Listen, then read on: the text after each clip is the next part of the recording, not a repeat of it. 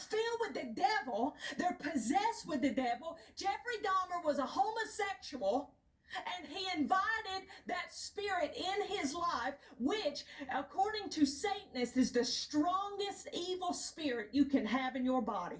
Why do you think it's the hardest to get rid of? And he invited that in, and I'm going to tell you what makes them tick. It's a ticking time bomb that lives on the inside of them, and it tells them what to do, where to go, who to talk to. It dictates their every single move, and then at the end, it leaves them holding the bag because they go to prison and their life is over. And guess what? They just move on to somebody else. That's what makes them tick. Story in. Spoiler alert, it's over. You don't have to watch it. They're possessed of the devil. That's it. This Ted Bundy movie, that's ridiculous. And it's all off of one streaming platform that a lot of people that claim to be blood-bought Christians are spending their money every single month on. You can't hold hands anymore with God and the devil at the same time. You can't do that. There are other coffee places. There's other coffee. Find a local coffee shop in your area. Support them. As long as they don't support what that one does. And you know what? If not, go to the store and make your own coffee. It ain't that important. And I really enjoy coffee every day. You know, some people would say I'm not very nice without it. But it ain't worth it, my friends. If it meant not drinking another drop of coffee for the rest of my life or supporting the murder of innocent children, then I'm water all day long. It doesn't matter to me. This is over. You wonder why you're not prospering. Quit having your right hand in the devil's hand and your left hand in God's hand. Stop it. And get out of Halloween. Bless God Almighty, how many times do we have to tell the Christian people, stop it. Just stop. You know, I walked into a hardware store the other day. You done made me rip my glasses off, I'll tell you what. That's like people ripping their earrings out, you know.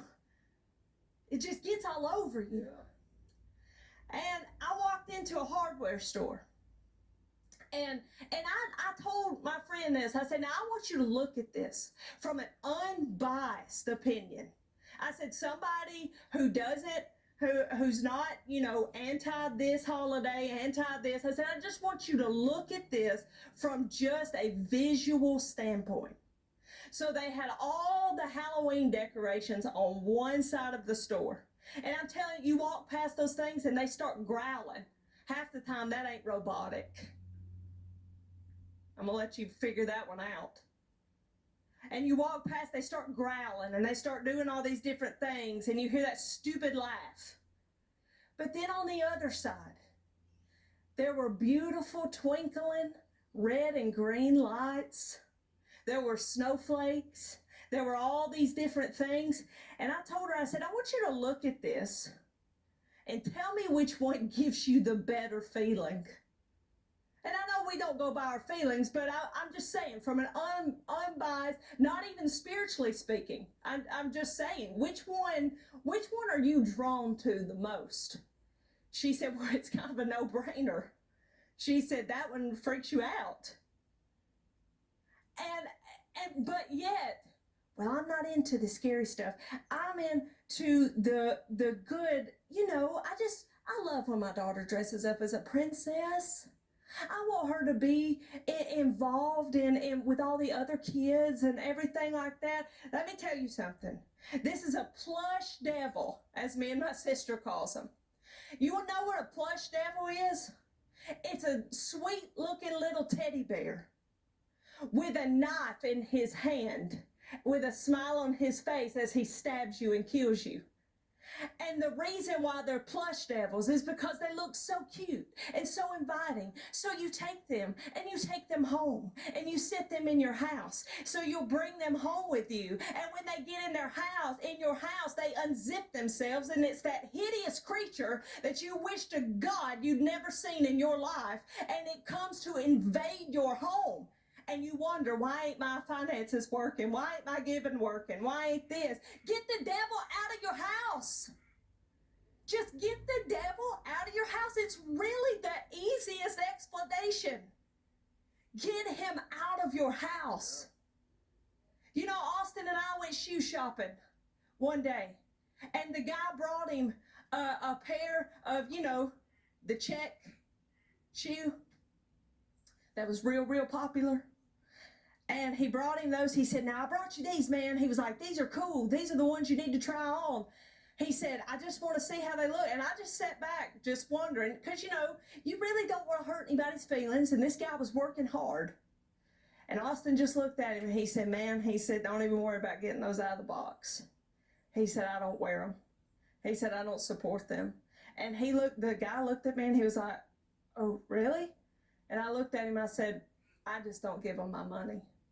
I don't give him my money. And you know what he looked at me and he said? He said, I respect that. I respect that. Standing up for the word and godly values and godly morals gains respect. Don't worry about people shunning you. They weren't your friends in the first place. It gains respect when you stand up for something. So you want to start prospering? Get the devil out of your house. Just get him out. Quit letting him. And I'm going to tell you what, too, Christians that watch this hocus pocus too, you ought to be ashamed of yourself. Well, I saw somebody post and said, the moment we've been waiting for years, and it came out of my mouth before I even knew what I was saying. I said, yeah, that spirit has too. Because it was ready to step right out of that TV screen, right into your home. It's been waiting the whole time.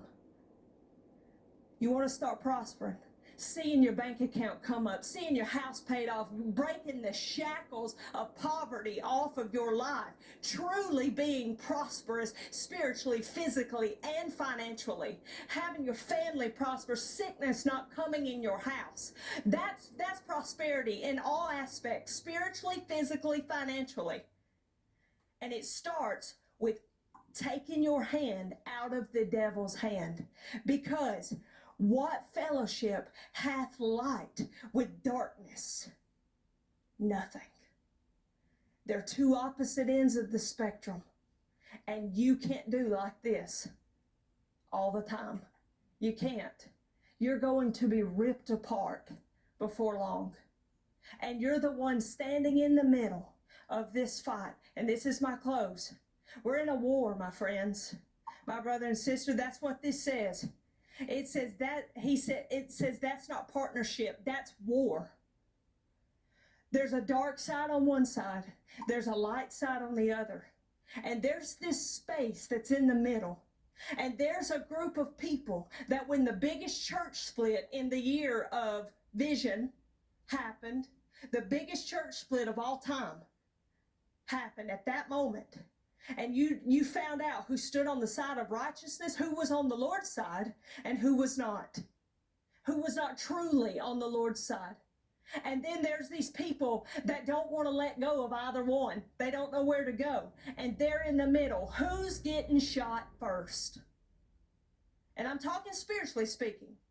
Shooting with the darts, as the enemy always does. He's shooting constantly. Who's the easiest target? The ones doing like this, right in the middle. Won't let go. Won't let go. And the people on each side, just watch them just get taken down like flies.